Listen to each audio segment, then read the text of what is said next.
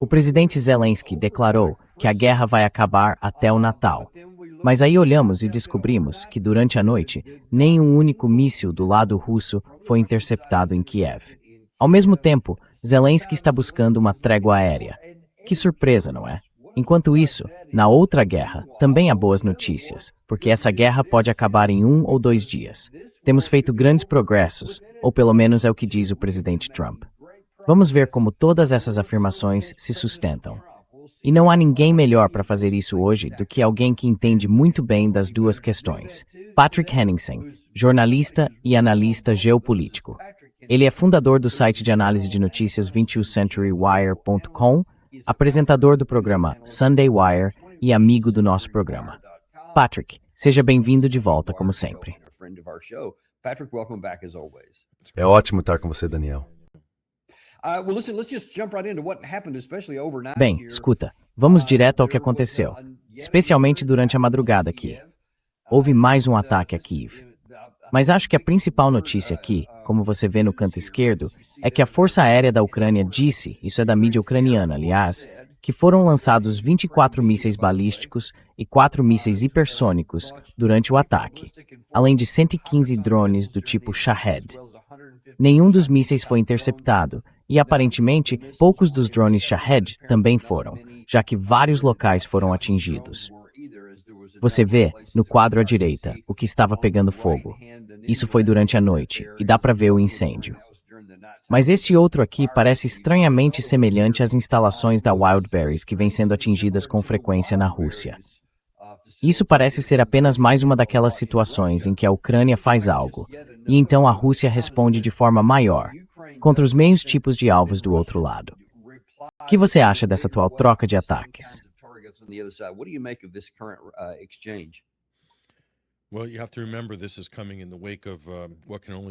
Bem, é preciso lembrar que isso vem na esteira do que só pode ser descrito como um horrível ataque terrorista cometido pelos ucranianos, massacrando turistas russos na praia com um ataque de drones.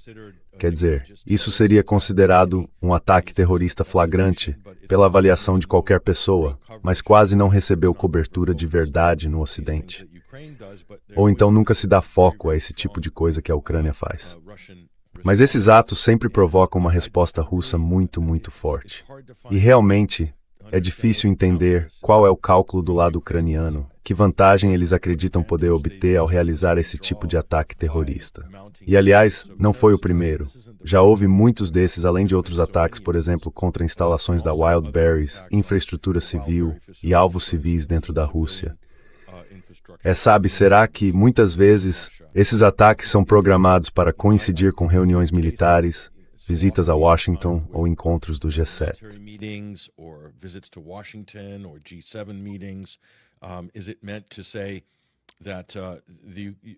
A ideia é dizer que Zelensky está acertando Putin de novo e Putin está abalado, que esses ataques à Rússia estão abalando o presidente e minando a confiança do público russo no governo?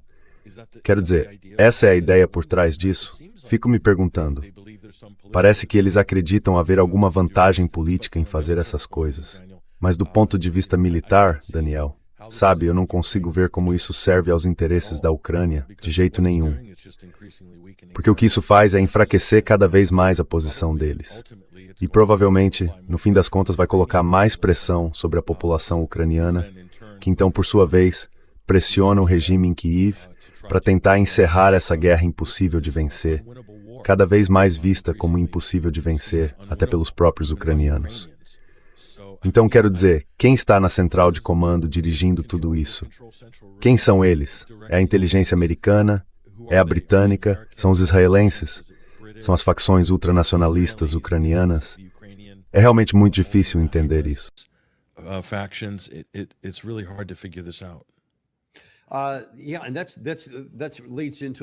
Sim, e isso leva a mais algumas coisas. Aliás, será que você pode puxar o microfone só um pouquinho mais para perto? Desculpe por isso. Porque vamos dar uma olhada aqui. Vamos voltar alguns dias. Zelensky disse que eles trabalhariam para encerrar a guerra antes do inverno, ou até o Natal, aparentemente. Ele disse que trabalhariam para aplicar as várias formas de pressão, Então o ponto aqui é que eles estão dizendo, queremos aumentar a pressão. Isso foi em 3 de agosto. Esforços diplomáticos, ataques, sanções e medidas impostas por governos parceiros, até um nível em que a Rússia não tenha nenhuma alternativa viável além da paz. Então, na véspera disso, isso também foi no mesmo dia, Zelensky propôs à Rússia um cessar-fogo aéreo e o congelamento da linha de frente. Os dois lados cessariam os ataques aéreos, ele quer dizer, especialmente os que têm como alvo a infraestrutura energética, e depois interromperiam as hostilidades ao longo da atual linha de frente.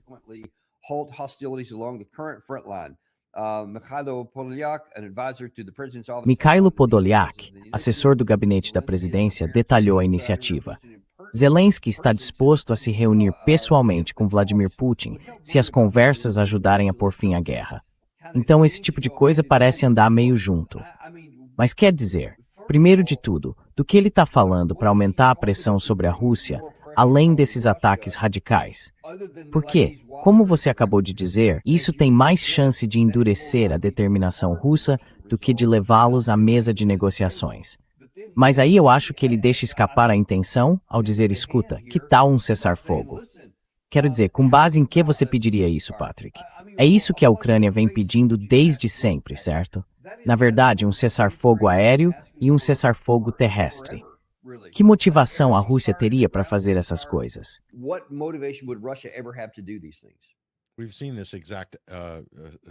Já vimos exatamente esse cenário antes, vindo da Ucrânia. A crença de que eles podem ditar os termos à Rússia, impor um acordo de cessar-fogo, enviar a fórmula de paz de Zelensky.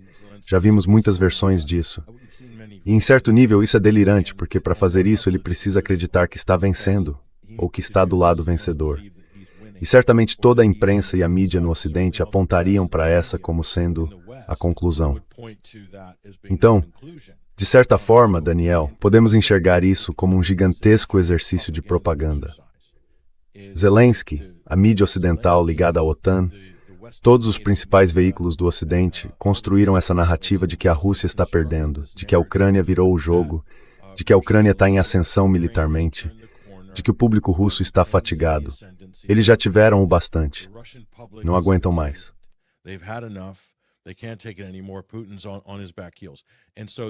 Putin está na defensiva. Então, do ponto de vista ocidental, essa oferta do Zelensky faz todo sentido. Eles diriam, bom, a Ucrânia está vencendo, então ele vai oferecer um acordo aos russos. E aí, é claro, os russos naturalmente vão recusá-lo. Então o Ocidente vai dizer, vejam, oferecemos à Rússia um acordo, uma oportunidade de cessar fogo. Eles recusaram, portanto não podemos negociar com esses russos. Então eles fazem esse tipo de exercício periodicamente para reforçar a ideia de que não há solução diplomática com esses orcs, esses russos malignos. Eles simplesmente não querem ouvir a razão.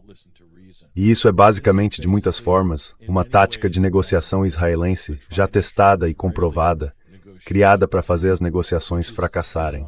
É um tipo de manobra semelhante ao que Israel vem fazendo há décadas.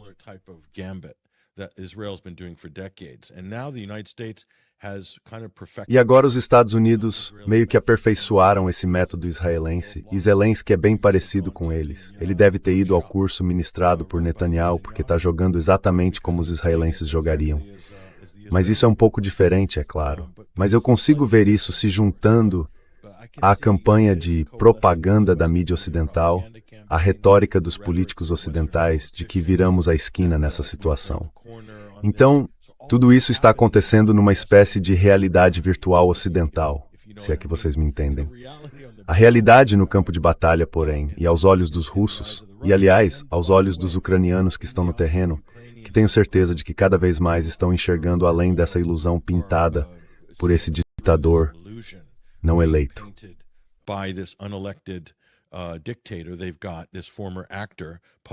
Eles têm esse ex-ator fingindo ser presidente agora. Estão enxergando através disso.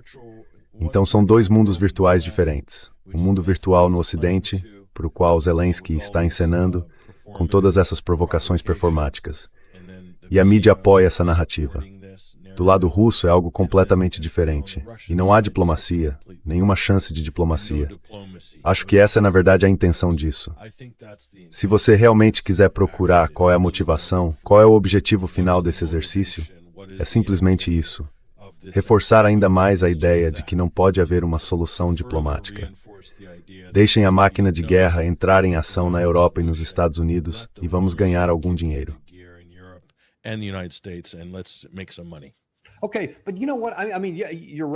Tá, mas sabe de uma coisa? Quer dizer, você tem razão. Eles já tentaram isso antes. Já fizeram exatamente a mesma coisa antes, tentando fazer o Zelensky parecer o lado razoável, ou seja lá o que for. Mas que impacto isso realmente tem? Quer dizer, como você disse, eles vêm fazendo isso muitas vezes ao longo dos anos. E, especialmente nos últimos 2 anos, na verdade, desde que o Trump voltou ao poder. Eles tentaram isso bastante. Que impacto isso tem em qualquer coisa? Quem se importa com o que o povo americano pensa? Se é que se importa? Se é que sequer presta atenção nisso? Porque isso agora é meio que um ruído de fundo. Então, eu nem vejo qual é o objetivo real dessa estratégia de que você está falando.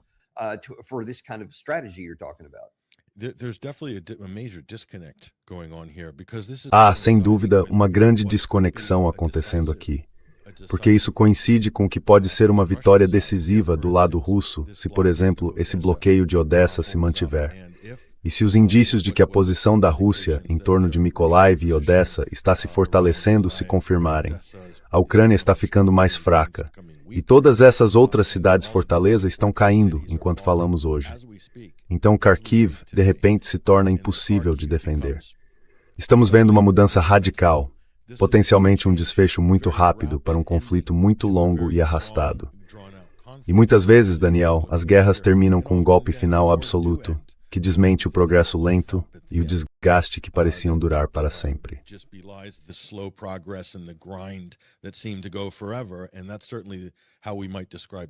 E é certamente assim que poderíamos descrever este conflito. Muitos o descreveriam assim.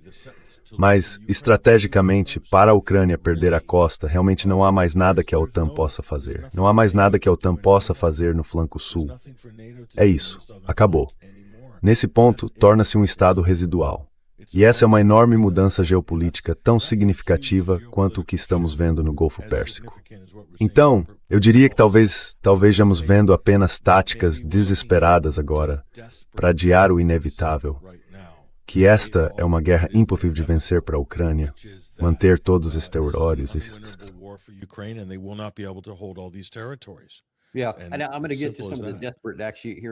E eu vou chegar a algumas das ações desesperadas aqui em apenas um instante, mas quero continuar no tema que você acabou de mencionar sobre as negociações. No dia 3 de junho, então há quase exatamente 2 meses, o secretário de Estado, Marco Rubio, compareceu perante um painel do Senado e foi questionado sobre a situação com a Rússia. E ele disse: "Ei, cara, nós escolhemos um lado. Não estamos do lado da Rússia. Escolhemos a Ucrânia. Estamos impondo sanções à Rússia. Não estamos impondo sanções à Ucrânia. Estamos dando mísseis à Ucrânia, não à Rússia." E assim por diante. Ele disse: "Nós simplesmente escolhemos um lado. Direto, sem ambiguidade, preto no branco. Nós escolhemos o lado." Essas foram exatamente as palavras dele. E então, há alguns dias, esse Rubio aparece em uma entrevista. Acho que o acordo imediato, e aquele em que você parece querer se concentrar, é sobre o estreito. O estreito, sabe, há navios passando pelo estreito, há petróleo passando agora pelo estreito. Ainda assim, o estreito está aberto.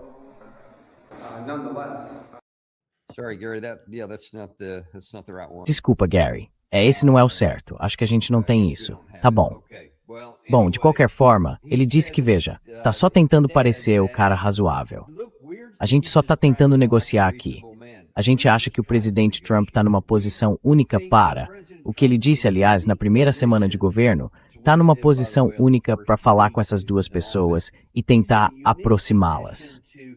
E eu só fico pensando, cara, isso foi menos de 2, na verdade. Acho que foram exatamente 2 meses desde o dia em que você disse isso, quando escolhemos um lado. E agora você está dizendo que é um mediador neutro. Quer dizer, o que a gente pode concluir disso?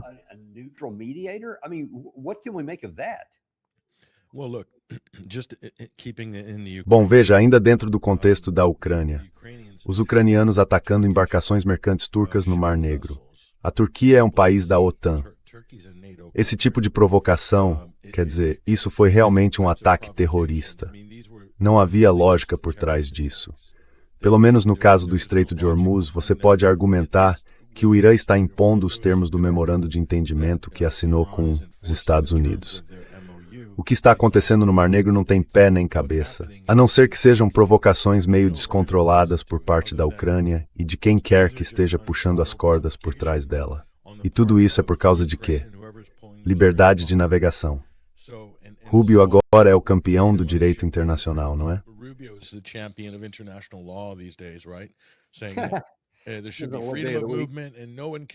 Deveria haver liberdade de circulação, e ninguém poderia cobrar pedágios. Embora os turcos cobrem pedágios, os egípcios cobrem pedágios e todo mundo cobre pedágios. E aqui temos um exemplo perfeito de como Rubio poderia mostrar alguma coerência na forma como aplica seus princípios sobre o sistema internacional, as vias navegáveis, a liberdade de comércio e tudo isso. Mas eles não têm nada a dizer para repreender os ucranianos. Isso só mostra o quanto são dúplices. O duplo padrão escancarado dos Estados Unidos, a total incoerência da política. E essa é a definição, é isso que define este governo Trump. Totalmente caótico, inconsistente, incoerente, dúplice e eu diria também dissimulado. Mas podemos entrar mais tarde na questão do que está acontecendo com o Irã.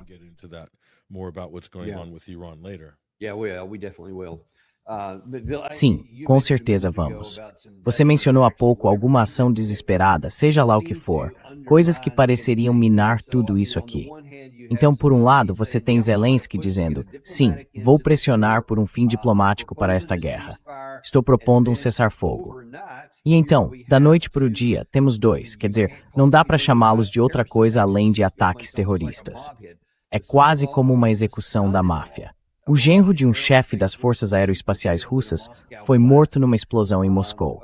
Um desenvolvedor russo de drones FPV ficou gravemente ferido numa tentativa de atentado à bomba contra um carro. Como ele sobreviveu a isso, eu nem consigo imaginar, mas de alguma forma sobreviveu. Mas aquilo foi uma tentativa de assassinato. O outro caso foi não contra militares. Quer dizer, houve muitas vezes, e eu nunca entendi por que a Rússia nunca respondeu na mesma moeda, quando generais foram assassinados em Moscou, na capital. E agora estamos ampliando isso para familiares e operadores civis de drones dentro da Rússia. O que você acha dessas coisas?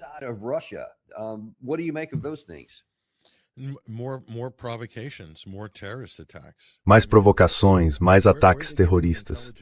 Quero dizer, de onde eles estão tirando a inteligência para isso, afinal? Porque estamos entrando em um terreno de ESR bem profundo.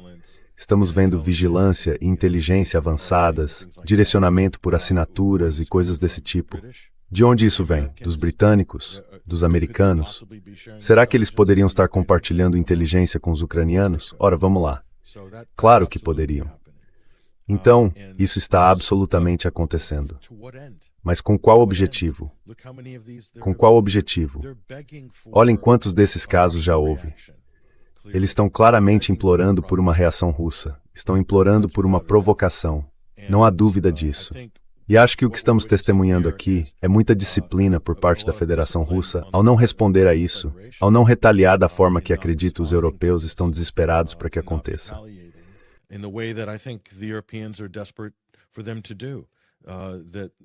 Para que eles façam isso, sabe? Talvez até os Estados Unidos estejam esperando que façam isso, porque isso vai abrir a torneira para escalar esta guerra na Europa para o próximo nível, para uma fase crítica. E aí todo mundo pode ficar preso em suas posições e podemos ter uma nova corrida armamentista a todo vapor pelos próximos 10 ou 20 anos. Quer dizer, parece que esse é o plano. Ou do ponto de vista ucraniano, essa é a única saída deles. Para Zelensky, essa é a única opção. É preciso expandir a guerra, escalar, envolver a Europa, trazer os Estados Unidos de volta. É isso. Para ele, é uma questão existencial. E para os ultranacionalistas na Ucrânia, o que restou deles, de qualquer forma, por mais impopulares que estejam se tornando, essa é a única chance de sobrevivência deles.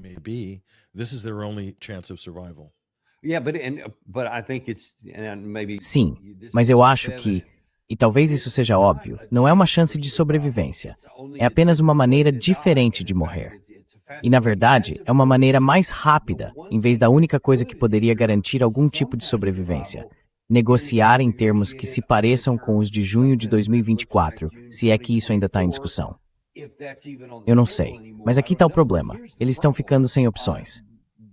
Quer Zelensky queira ou não um acordo até o Natal, ele pode acabar tendo algum tipo de resolução, porque nesse ataque de ontem à noite, nenhum dos mísseis foi interceptado. E aí você tem um problema simultâneo, porque nada acontece no vácuo. Você também tem os Estados Unidos dizendo, aliás, nós já usamos quase todos os nossos mísseis ofensivos e defensivos, pelo menos todos os que temos para fornecer aqui.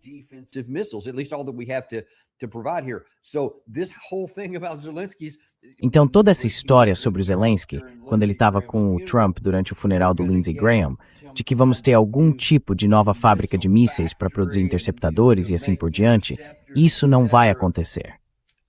Primeiro, provavelmente nem vai se concretizar fisicamente. Mas se acontecesse e tudo funcionasse perfeitamente, estamos falando de 4 ou 5 anos até que algum míssil saia daquela linha de montagem. Então, literalmente, não tem significado nenhum para esta guerra. É só ruído de fundo, nada mais.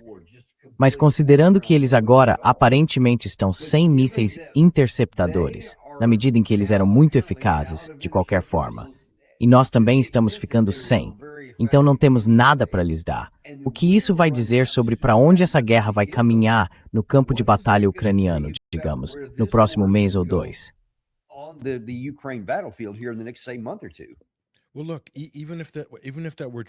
Bem, veja, mesmo que isso fosse verdade e eles tivessem uma nova produção entrando em operação de interceptadores PAC-3 e de todas essas munições essenciais necessárias para criar esses elaborados sistemas integrados de defesa, como os que a Ucrânia usa para defender Kiev, Lviv e algumas de suas instalações, isso não é uma estratégia. Então, basicamente, o que estamos vendo aqui é uma continuidade da mitologia do Domo de Ferro, que realmente começou durante a Primeira Guerra do Golfo e depois teve outras versões com os israelenses.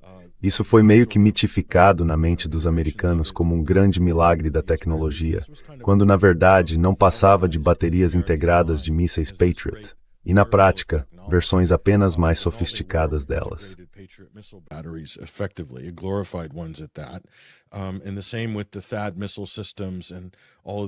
E o mesmo vale para os sistemas antimísseis THAAD e todos esses outros sistemas. Isso não é uma estratégia. Você não pode sair por aí provocando, atacando seus vizinhos, iniciando guerras, como Israel faz rotineiramente, e depois confiar nessa superioridade mitológica do Domo de Ferro para protegê-lo contra salvas de mísseis que chegam. Isso não é uma estratégia. Não é uma política sustentável para país nenhum. Mas nesse sentido, e de forma muito perturbadora, a Ucrânia está agindo, parecendo e soando cada vez mais como Israel. E Zelensky meio que incorporou essa atitude do tipo Netanyahu, andando por aí, com seu uniforme militar, ou seja lá o que for, como se basicamente mandasse no mundo, com todos esses líderes ocidentais venerando aos seus pés, como fazem com Netanyahu.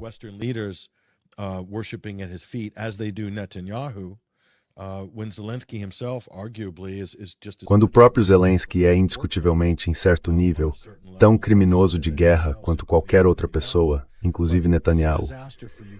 Mas isso é um desastre para a Ucrânia, assim como as políticas e táticas de Israel são um desastre para o Levante, um desastre sem mitigação. E, de novo, todas essas coisas são aceitáveis no Ocidente. E é isso que nossos congressistas e senadores adoram, porque eles adoram essa narrativa. Porque ela faz parecer que se trata apenas de defender a Ucrânia. Precisamos defender a democracia. Precisamos defender a Ucrânia.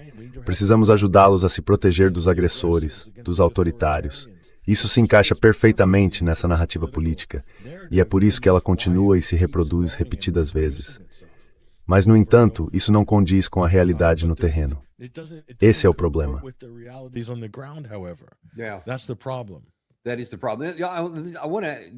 Esse é o problema.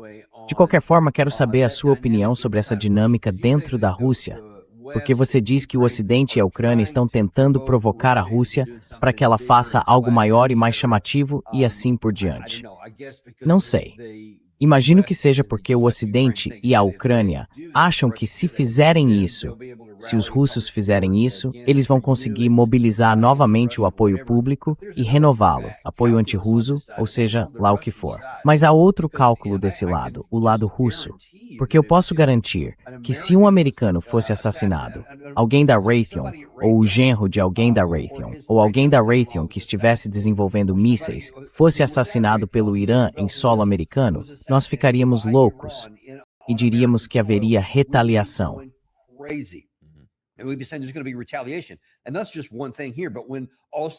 E isso é só uma coisa.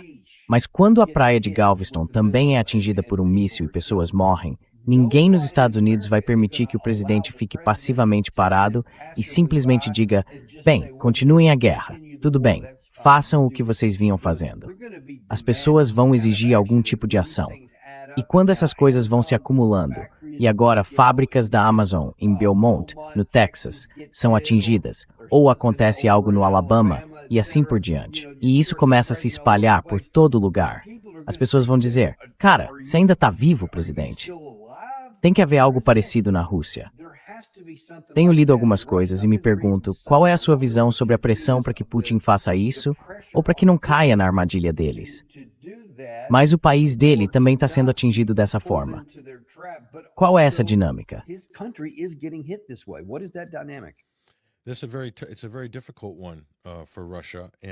É uma situação muito difícil para a Rússia, e certamente os linha dura têm uma plataforma muito forte na Rússia. Mas, por outro lado, se você for à Rússia e passar algum tempo lá, especialmente em meio à política e às discussões sobre segurança nacional no país, vai entender que eles têm uma rede e mecanismos muito sofisticados para construir consenso. O presidente Putin é apenas uma camada disso. Há muitas outras camadas. Eles têm muitas instituições. Tem instituições acadêmicas. Tem instituições verticais que restaram dos tempos da União Soviética, além de burocracias muito rígidas, densas e reforçadas.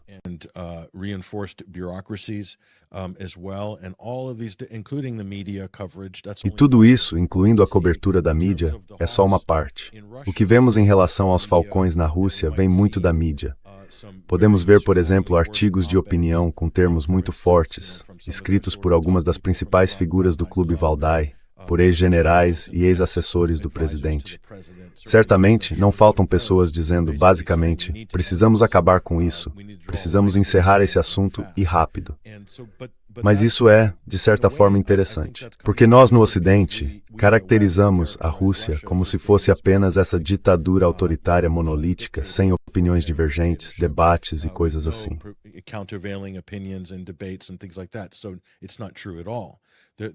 Então isso não é verdade de forma alguma. Há uma ampla variedade de posições. No entanto, na Rússia, para construir esse consenso, as pessoas respeitam a opinião da linha dura. Até os moderados respeitam a opinião da linha dura. É um debate legítimo que está acontecendo. Da mesma forma, os linha dura respeitam a posição de Putin. Aliás, Putin é moderado em comparação com muitas das posições mais belicosas de alguns desses principais especialistas militares da Rússia. Mas todas essas posições se unem e se consolidam para formar o consenso da política. Não há apelos para derrubar Vladimir Putin.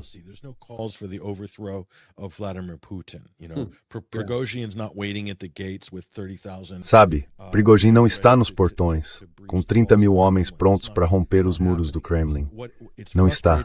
Isso não está acontecendo. O que é frustrante e difícil é que a Rússia está sob uma pressão financeira severa neste momento. Além disso, há a incapacidade de exportar petróleo por causa das sanções e dos ataques da Ucrânia, a capacidade de refino deles e assim por diante. Há uma pressão enorme sobre a Rússia. Mas também existe uma determinação nacional. Eles percebem que não é só eles contra Zelensky. São eles contra toda a OTAN, os Estados Unidos da América e o sistema financeiro internacional. Eles entendem isso.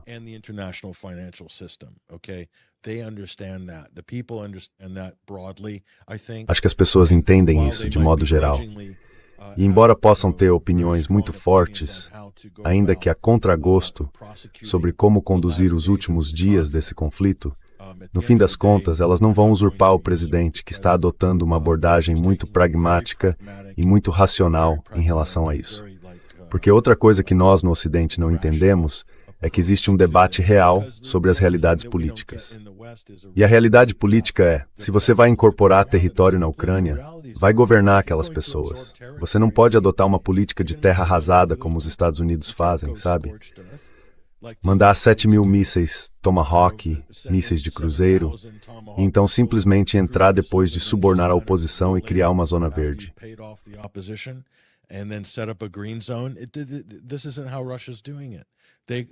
Não é assim que a Rússia está fazendo. Eles querem absorver aquelas áreas de língua russa e etnicamente russas. Eles não podem se dar ao luxo de ter nenhuma baixa civil. 0 baixas. Quase 0. E o que é impressionante, Daniel, é que no lado liberal do Ocidente, ainda há pessoas que acham que a Rússia começou esta guerra. O que a Rússia não fez. Esta guerra foi iniciada pelos Estados Unidos da América em fevereiro de 2014, quando eles financiaram e orquestraram uma guerra civil violenta, um golpe ilegal, um golpe inconstitucional e uma guerra civil violenta que levou a fevereiro de 2022. Essa é a realidade.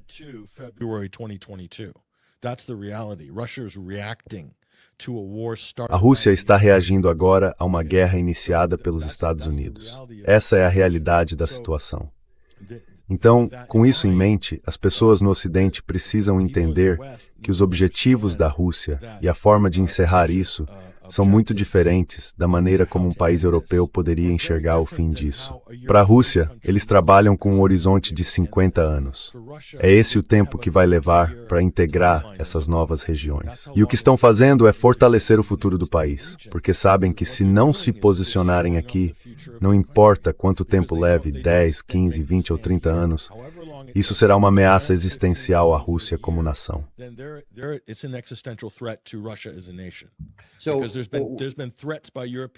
Porque houve ameaças de europeus de dividir a Rússia em 10 partes.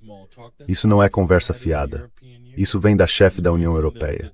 Vem de pessoas do mais alto escalão em países da OTAN. Então não pense que nada disso cai em ouvidos moucos, embora nós, o ouvinte ou profissional de mídia ocidental comum, simplesmente ignoremos tudo isso. Eles pensam, isso é só, eles estão só, é só a Kaja Kallas sendo a Kaja. Entende o que eu quero dizer? Não. Essas coisas são levadas muito a sério na Rússia. E isso também entra na máquina de consenso da Rússia, que se traduz em política. Então isso também está influenciando bastante a política.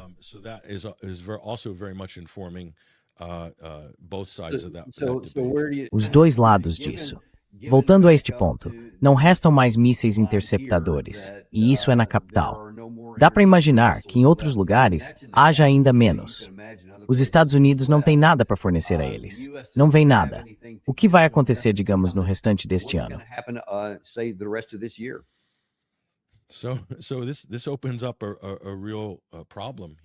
Então isso abre um problema real aqui. Uma das coisas que você provavelmente percebeu, Daniel, é que a Rússia tem uma das melhores forças aéreas do mundo, sem dúvida. Sabe, os Estados Unidos e a Rússia têm as 2 melhores forças aéreas do mundo, sem dúvida. Com frotas e frotas de esquadrões de caças de 5ª geração, os melhores pilotos do planeta, as melhores munições guiadas a laser e assim por diante. E eles demonstraram o quanto podem ser eficazes em lugares como Alepo Oriental, mais recentemente, e também na Chechênia, em Grozny. Então pense nisso. Mas eles têm reservado o uso do seu poder aéreo porque a Rússia não parecia considerar prudente sacrificar nenhuma aeronave diante da ameaça das capacidades antiaéreas dos Estados Unidos nas mãos da Ucrânia.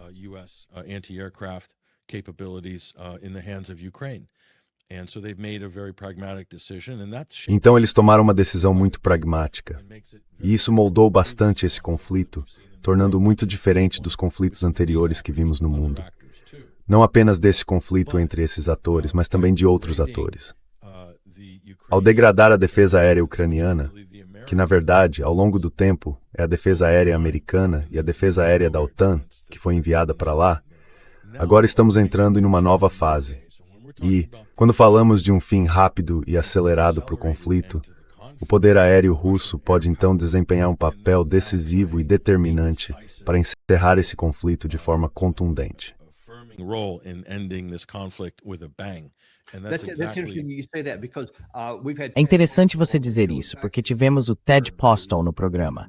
Aliás, para todo mundo que queria saber, hoje teremos o Ted Postal conosco à 1 da tarde. Ele vai voltar ao programa, trazendo um pouco da sua incrível sabedoria. Uma das coisas que ele disse, acho que foi na última vez que o entrevistamos, foi: os interceptadores Patriot não são tão bons em simplesmente derrubar mísseis que estão chegando. Na verdade, eles são bem ruins nisso. Mas segundo ele, contra aeronaves inimigas ou alguns dos mísseis mais lentos, sim, eles são bastante bons. Eles ainda conseguem derrubar aeronaves russas se tiverem esses mísseis. Mas se não houver mais desses mísseis PAC-3, que são bons contra aeronaves russas, isso abre os céus de uma nova maneira. that opens the skies in a new way. It does. And also, Russia Tem has sim, very- tem. E a Rússia também tem munições de ataque à distância e bombas planadoras muito eficazes, que ainda não utilizou plenamente. Já usou um pouco, mas não explorou totalmente essa capacidade. Então o Ocidente olha para isso e pensa: ah, a Rússia está acabada. Veja quanto tempo está levando para conquistar tão pouco território. Quantas vezes você já ouviu esse argumento vindo de comentaristas ocidentais, como se a Rússia não fosse capaz de travar uma guerra, como se não fosse capaz de impor uma força esmagadora sobre seus adversários? Claro que é capaz. Mas não se trata de saber se a Rússia consegue ou não fazer isso. A questão é como fazer isso, no contexto de quais são seus objetivos, que eu expliquei anteriormente. in the context of what their objectives are, which I outlined earlier. And also, again, Russia's looking at a different time. E também, mais uma vez, a Rússia está olhando para um horizonte de tempo diferente. Então é realmente um teste de paciência, tanto em termos da opinião pública na Rússia, quanto da disciplina dentro da operação militar. E acho que eles fizeram recentemente algumas mudanças de pessoal bastante evidentes, como muitos outros têm comentado, para mostrar que agora estão entrando nessa fase decisiva. É quando vão fazer movimentos sérios contra redutos que antes deixaram de lado, porque simplesmente não era viável e eles ainda não tinham enfraquecido o inimigo o suficiente. Acho que agora talvez estejamos diante de uma situação diferente. I think now we're looking at maybe a different situation. And again, look at history, Daniel, how quickly these things end. De novo, olhe para a história, Daniel. Veja com que rapidez essas coisas acabam. Você olha para todas essas guerras longas e, de repente, vem uma grande ofensiva ou uma grande contraofensiva no fim de um conflito histórico. E, de repente, eles tomam 80% mais território do que tomaram nos 4 anos anteriores. Isso acontece ao longo de toda a história. Geralmente é porque o outro lado está tão exausto, tão desgastado e desmoralizado, e também porque seus aliados os abandonaram a tal ponto que eles não conseguem lutar com o mesmo vigor que tinham no início do conflito. Olhe para a Ucrânia. E alguém poderia argumentar que talvez estejamos entrando nessa fase agora. Would argue that we might be heading into that very phase right now. Well, it could be. And again, man, can you imagine if Russia decided to go on Bem, pode ser. E de novo, cara, você consegue imaginar se a Rússia decidisse lançar uma grande ofensiva, uma grande movimentação aérea, por assim dizer, na linha de frente, e desta vez realmente tivesse poder aéreo para levar junto, em vez de só drones e artilharia? Poderia ser um jogo completamente diferente. Vamos descobrir se isso vai acontecer. Mas como eu mencionei, as coisas não acontecem no vácuo. Há algum impacto direto. Nós demos tanto equipamento à Ucrânia, especialmente em capacidade de defesa aérea, que agora não temos mais nada para dar a eles. that now we don't have anything to give to them. And you would not know that by listening to E você não saberia disso ouvindo o presidente Trump, porque na visão dele estamos indo muito bem aqui. Na verdade, ontem ele publicou no próprio Truth Social uma manchete sobre si mesmo que dizia: acordo é iminente. Ontem, Howard Lutnick, acho que foi, desculpe, Scott Bessent, foi à Fox News e disse: sim, temos algumas negociações em andamento. Um acordo pode ser anunciado já às Source, talvez amanhã. E esse amanhã agora é hoje. Até agora não ouvi nada sobre um acordo. Mas, ontem à noite, do lado de fora do Air Force One, o presidente Trump nos disse como as coisas estavam indo bem. President Trump told us how good things were going. É, Tomorrow is the next thing. A lot of progress has been made. What they called, they wanted to talk, we've been talking. They want to make a deal. They do not want to be hit. This was the biggest hit since World War II, as I've said. They did not, and they saw it happening. They saw all the goods being loaded. They saw everything. They knew exactly what was happening. And I think they'd be very smart to make a deal. We'll see what happens. Acho que eles seriam muito inteligentes se fechassem um acordo. Vamos ver o que acontece. Eles tiveram um dia muito bom. As negociações foram boas. O mercado de ações subiu tremendamente nos últimos 3, 4 dias. Batemos novos recordes hoje no mercado de ações. Ontem e hoje. Acho que já foram umas 78 vezes, em um período muito curto. Então muitas coisas boas estão acontecendo. Os números do comércio são fenomenais. Vocês viram isso? Nossos números econômicos são inacreditáveis, como nunca, jamais foram antes. O investimento no nosso país chegou a um nível que ninguém jamais sequer imaginou. Estamos indo muito bem. Imagine we are doing really well. You know, he keeps saying we're doing really well and almost not. Sabe, ele está dizendo que estamos indo muito bem e quase nada disso foi sobre a condução real da guerra, porque ele está pensando em termos de coisas que pode manipular, como o mercado de ações, que está subindo bem. O preço do petróleo. O preço do petróleo vem caindo.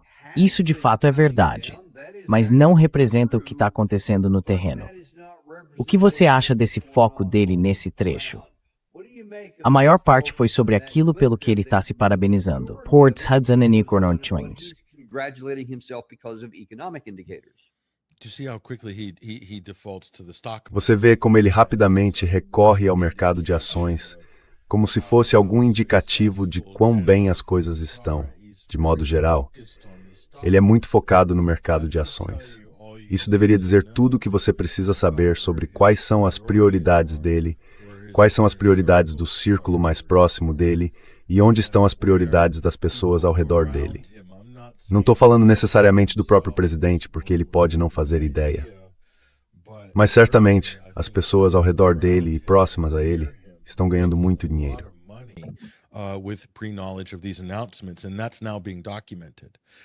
Com conhecimento prévio desses anúncios.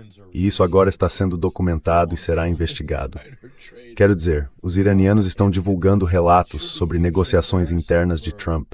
E isso deveria ser extremamente constrangedor para os americanos e certamente para a Casa Branca. Então ele está envolvido em toda essa estratégia de desvio de atenção. Sabe, Daniel, eu nem chamaria isso de tacoin. Não é um caso de Trump estar tacoin. A questão é que Trump é o novo Baghdad Bob. Ele agora soa como Baghdad Bob. As coisas estão ótimas. A economia nunca esteve tão bem. Nunca fomos tão fortes. Nosso país está bombando, bombando. Estamos vencendo. Os iranianos estão implorando por um acordo. Quero dizer, ele está nessa. Aliás, essa imitação está muito boa.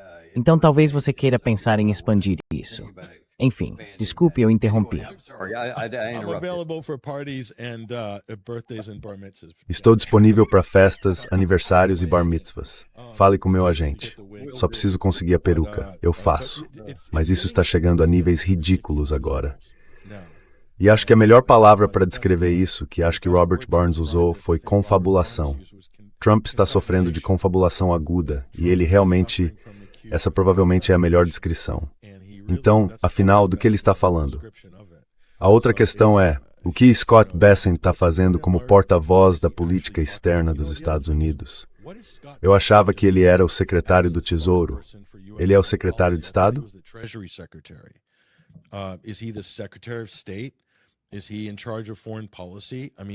Ele está no comando da política externa. Quero dizer, por que eles estão sequer fazendo comentários? Porque o secretário do Tesouro está sendo colocado no centro das atenções. E isso só mostra como a Casa Branca de Trump é desorganizada, desconexa, incoerente e, na verdade, muito desorganizada. Isso é pura propaganda que vocês estão mostrando aqui. Quero dizer, é inacreditável. A Era de Ouro. A Era de Ouro. A Era Dourada, os dias dos monopólios. É mais ou menos a isso que eles estão se referindo. Os tempos dos Rockefeller, com os Carnegie, os Mellon e os Rockefeller. Esses são os dias gloriosos.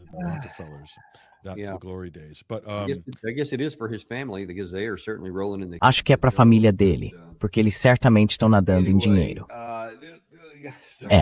Enfim, desculpe, me distraí com isso. Então, voltando a essa questão. Uma das coisas que você disse na primeira parte daquele trecho foi, sabe, que estamos fazendo um bom progresso e que vamos ter um acordo a qualquer momento. Agora a gente se pergunta se talvez ele esteja falando de algo específico, mas saíram muitas notícias e eu queria Rauva. Comment on any of this, that there has been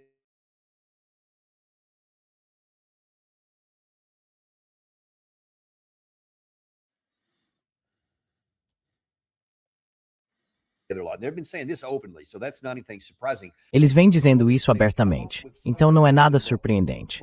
Mas se apresentarem algum tipo de plano nos próximos 1 ou 2 dias, anunciando como vão administrar o Estreito de Hormuz, uma reportagem que ouvi disse que os Estados Unidos, com Steve Witkoff, na verdade estiveram envolvidos em parte disso nos bastidores e tal, porque estão desesperados por alguma coisa. Se conseguirem qualquer acordo entre o Irã e Omã que abra o estreito, talvez possam, de alguma forma, declarar vitória nisso. O que você sabe sobre toda essa dinâmica?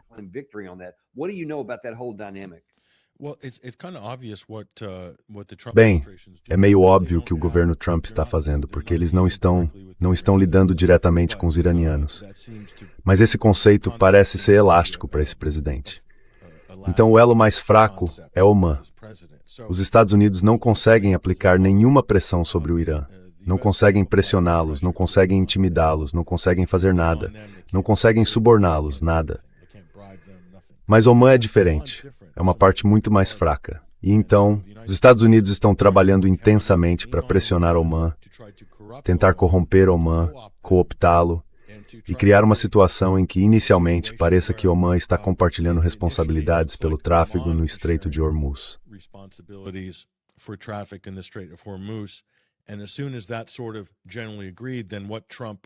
E assim que houver algum tipo de acordo geral, o que o Trump sempre fará é entrar em cena e mudar em tempo real os detalhes ou a estrutura do acordo. E então usar isso basicamente para usurpar a posição de Omã e transformá-la numa posição americana, entende? Assim, não seria Omã e Irã administrando conjuntamente o estreito. Seria a América. Seriam os Estados Unidos e o Irã. E claro, isso seria rejeitado de imediato pelos iranianos.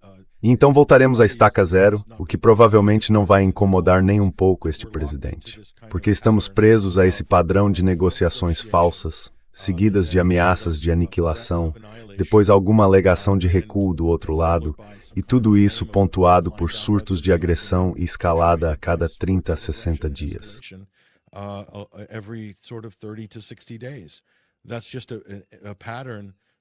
Esse é simplesmente um padrão que parece muito claro quando olhamos para os últimos 6 meses. É só isso que os Estados Unidos têm de fazer. E se você pensar bem, Daniel, tendo ficado com tão pouca munição essencial, é só isso que eles podem fazer. Só conseguem conduzir uma campanha de agressão contra o Irã por 7, 10 ou talvez, no limite, 14 dias. Mas só poderiam fazer isso a cada 60 dias, porque precisam de tempo para reunir seus recursos e posicionar suas munições de longo alcance e bombardeiros baseados na Europa. Porque eles já não têm de fato capacidade no Golfo Pérsico para fazer muita coisa.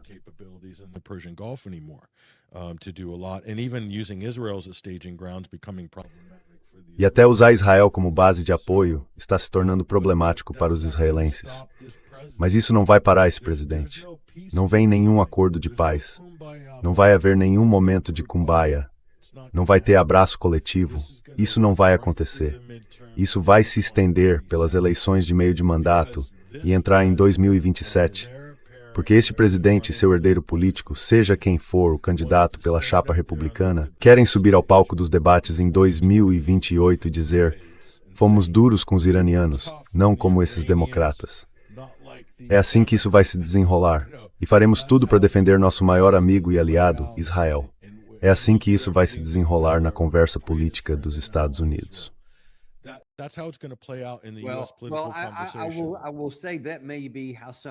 Bem, eu diria que talvez seja assim que alguns querem que isso se desenrole. Mas o meu argumento e o meu temor é que antes mesmo do fim deste ano, talvez até antes de chegarmos a essas eleições de meio de mandato, por causa daquele gráfico que você mostrou aqui, A manchete diz: mísseis de precisão de longo alcance estão acabando. Mas se você olhar o subtítulo, ele também fala dos interceptadores. Tanto os PAC-3 quanto os interceptadores THAAD também estão se esgotando globalmente. Então não podemos entrar nisso. Não podemos entrar em outra grande troca de ataques. Porque aí vamos ficar sem eles, pelo menos sem os que importam. E então vamos ter de sofrer cada vez mais baixas.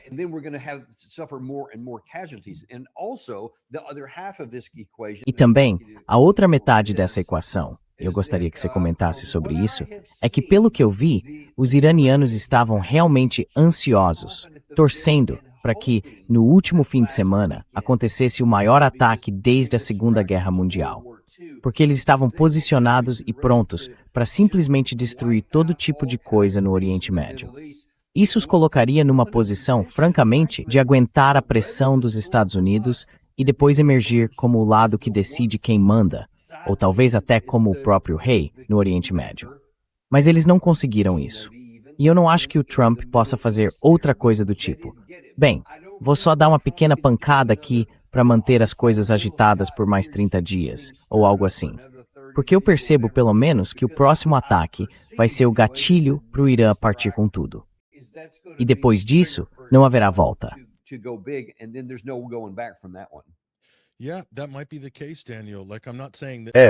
Esse pode ser o caso, Daniel. Não estou dizendo que nada disso seja bom para os Estados Unidos. Não estou dizendo que vai gerar um resultado positivo. Só estou dizendo que a prioridade número 1 desta Casa Branca é não ter no currículo que ele presidiu uma mudança de paradigma no poder no Oriente Médio, em que o controle passou de dominado e controlado pelos Estados Unidos para dominado pelo Irã. Donald Trump fará qualquer coisa para adiar isso, impedir isso, empurrar isso para o próximo governo presidencial, porque esse será, no fim das contas, o legado dele nos livros de história. Ele será aquele que basicamente entregou o controle do Oriente Médio aos iranianos, e os iranianos expulsaram os americanos durante o governo Donald Trump.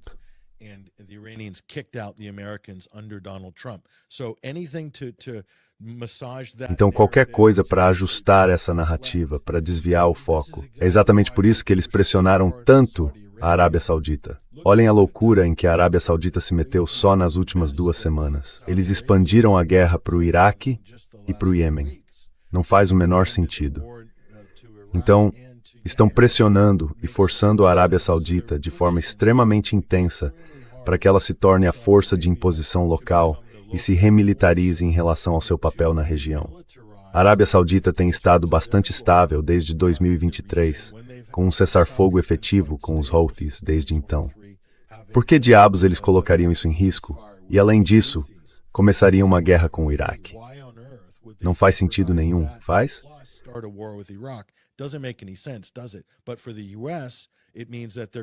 Mas para os Estados Unidos, isso significa que eles estão, de certa forma, terceirizando, tentando desenvolver um novo representante na Arábia Saudita. E fazendo isso, podem apenas adiar o inevitável. Não estou dizendo que seja uma boa estratégia. É só o que eles têm. Donald Trump vê tudo basicamente como recursos. E se ele esgotou os recursos na Jordânia, passa para o próximo. Ele é como um parasita e vai simplesmente para o lado, para a Arábia Saudita. E, quando eles estiverem numa situação desesperadora e não conseguirem mais desempenhar esse papel, ele vai dizer, certo, vamos pressionar os iraquianos. Vejamos, podemos impor sanções a eles? Podemos ameaçar cortar o acesso à conta deles no Federal Reserve em Nova York para o fundo soberano deles?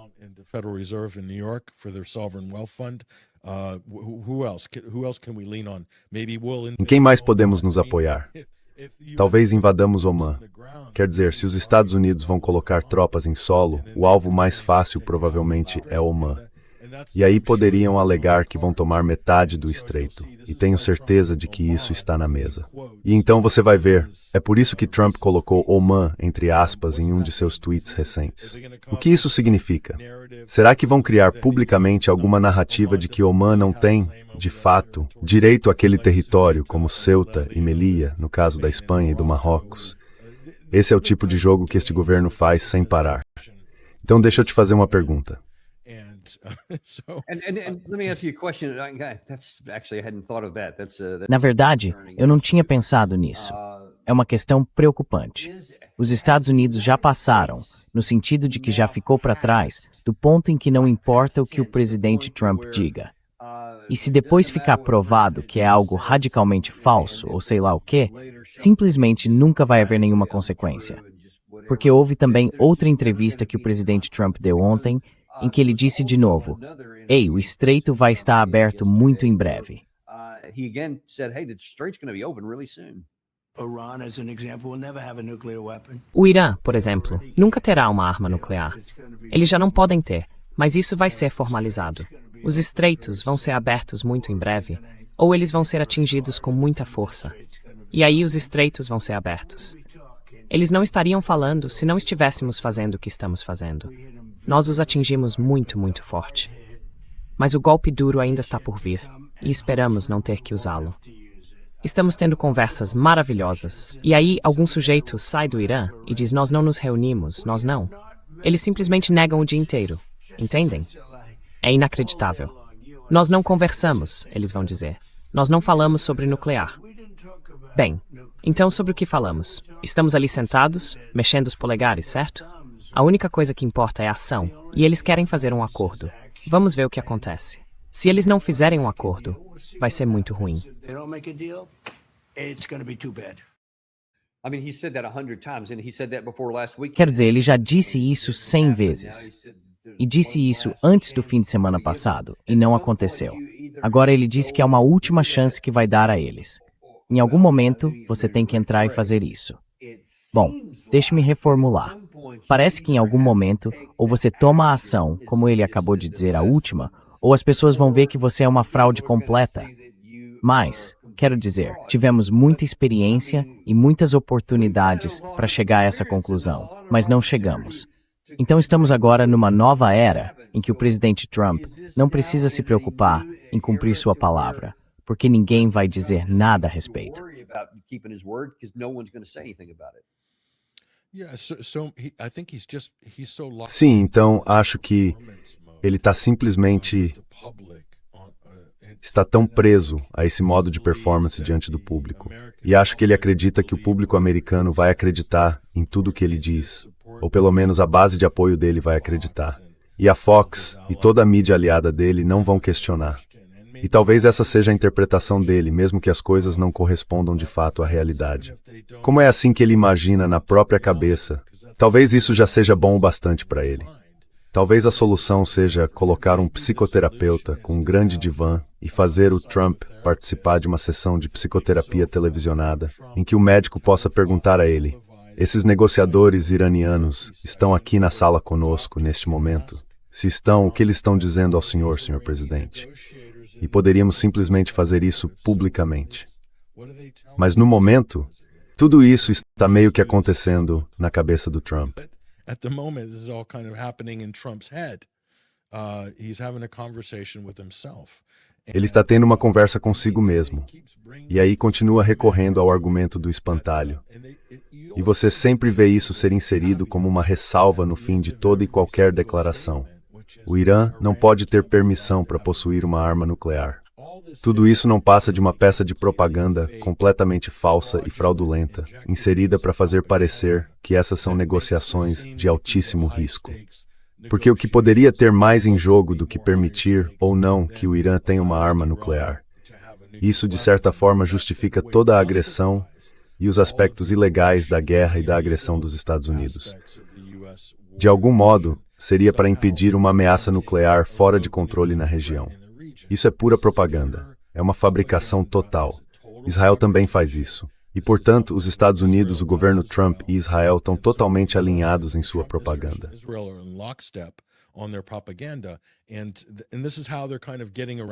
E é assim que eles estão, de certa forma, contornando o fato óbvio de que os Estados Unidos e Israel começaram esta guerra. Quer dizer, Rubio e outros falam como se de algum modo o Irã tivesse começado tudo isso. Como se o Irã tivesse fechado os estreitos, simplesmente porque, sabe, acordou um dia de mau humor. É a mesma forma como o Ocidente teve essa ideia de que Putin acordou de mau humor em 24 de fevereiro de 2022, como se isso tivesse acontecido do nada. E é isso que ditadores malignos fazem. É isso que os terroristas e os mulás fazem. Eles simplesmente fecham vias marítimas. Então o governo Trump depende muito de todas essas narrativas falsas, de toda essa propaganda e desses argumentos de espantalho. O nuclear é o mais óbvio. The nuclear one being the most obvious. And it's essential. That's why. E isso é essencial. É por isso que eles colocam isso em toda e qualquer declaração. Não há nenhuma evidência de que o Irã tenha buscado em algum momento uma arma nuclear. A comunidade de inteligência dos Estados Unidos não consegue apresentar um único indício de que tenha buscado. Na verdade, sob o acordo do JCPOA, o acordo nuclear com o Irã, eles sabiam que o Irã não estava desenvolvendo uma arma nuclear. Mas aquilo era apenas uma garantia dupla, para assegurar que eles não fariam isso em hipótese alguma. E Trump retirou isso simplesmente porque queriam criar a narrativa que abrisse a oportunidade de alegar que eles estavam fazendo isso, já que não havia um acordo internacional que os restringisse. E assim abriu os portões para a guerra, que ele acabou conseguindo em seu segundo mandato.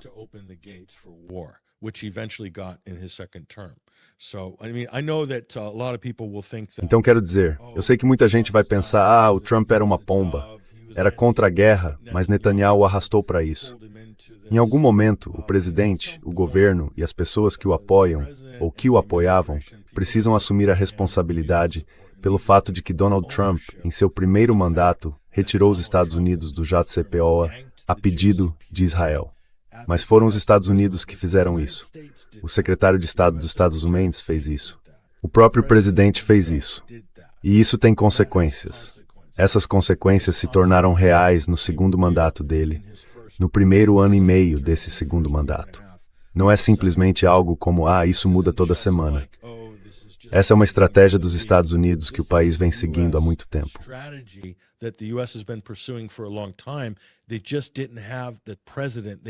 Eles simplesmente não tinham o presidente de que precisavam para ir com tudo nisso, lado a lado com Israel. Trump era essa pessoa. A política sempre esteve lá. A estratégia sempre esteve lá. A estratégia para romper o corredor central entre Rússia, Irã, Paquistão e Índia sempre esteve lá. E agora eles fizeram isso. A estratégia para desarticular a iniciativa Cinturão e Rota da China sempre esteve lá. E talvez esse presidente não esteja se concentrando tanto na questão chinesa. Mas o próximo presidente poderia, porque esses são objetivos de longo prazo da grande estratégia dos Estados Unidos. E também poderíamos falar de vários outros. Pontos de estrangulamento estratégicos, vias navegáveis estratégicas, rotas comerciais. Quem vai controlar tudo isso globalmente? E por quê?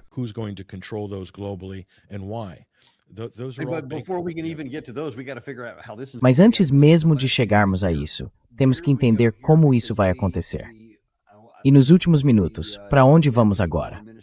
Porque eu acho que foi o vice-ministro das Relações Exteriores iraniano que há algumas semanas publicou um longo post no X dizendo de forma categórica que o Estreito de Hormuz estará sempre em nossa posse e nunca será devolvido. O professor Marandi disse aqui há alguns dias que o Irã continuará controlando o Estreito de Hormuz, aconteça o que acontecer. Controle conjunto, segundo ele, com a coalizão contra o Irã. Nada poderá passar sem o conhecimento e o consentimento da República Islâmica. E assim por diante.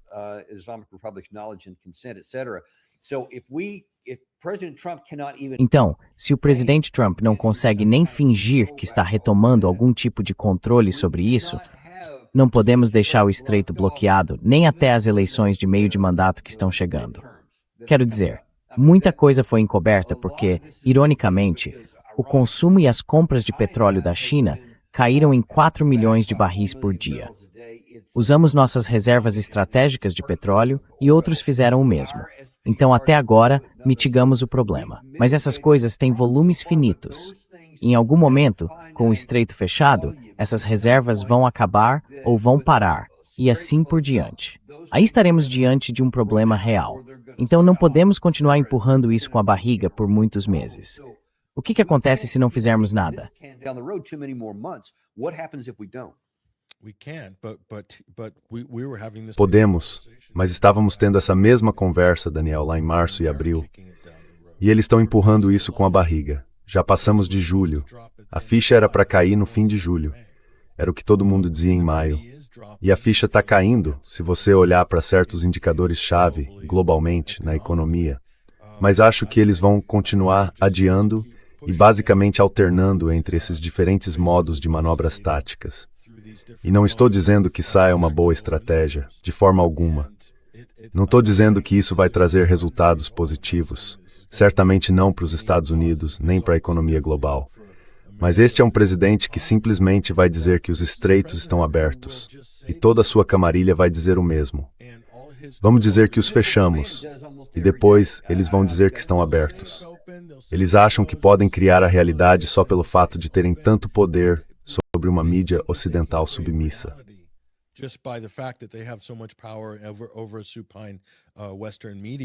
E políticos que têm pavor de reagir contra este governo. Mas a realidade é que, ouvindo os Estados Unidos, você nunca sabe qual é a situação real. E eles ficam muito felizes em basicamente manter a fachada de que é esse o caso e depois impor esses bloqueios intermitentes ao Irã. E os Estados Unidos, obviamente, podem continuar fazendo isso, continuar sendo um agente de desestabilização, continuar meio que sabotando a situação. Eles podem seguir assim por um tempo, mesmo sem terem munições em grande quantidade e sem estarem abastecidos nos níveis anteriores a 28 de fevereiro. Ainda podem estragar o jogo, e eu acredito que esse presidente vai. É só isso que ele tem. Essas são as únicas cartas que ele tem para jogar, além das sanções.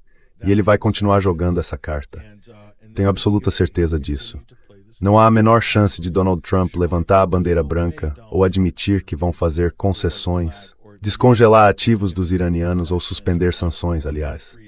Ninguém em Washington vai suspender sanções contra os iranianos.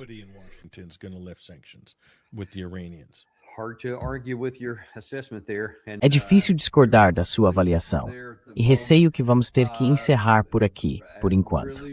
Agradeço muito as opiniões que você compartilhou sobre essas duas questões tão importantes, nenhuma das quais oferece qualquer esperança de uma solução no curto prazo. Mas essa é a realidade, e é isso que queremos garantir que as pessoas entendam, porque não nos intimidamos, nem fazemos concessões quando se trata de dizer a verdade às pessoas. E é por isso que valorizamos também a sua participação aqui. Só um lembrete.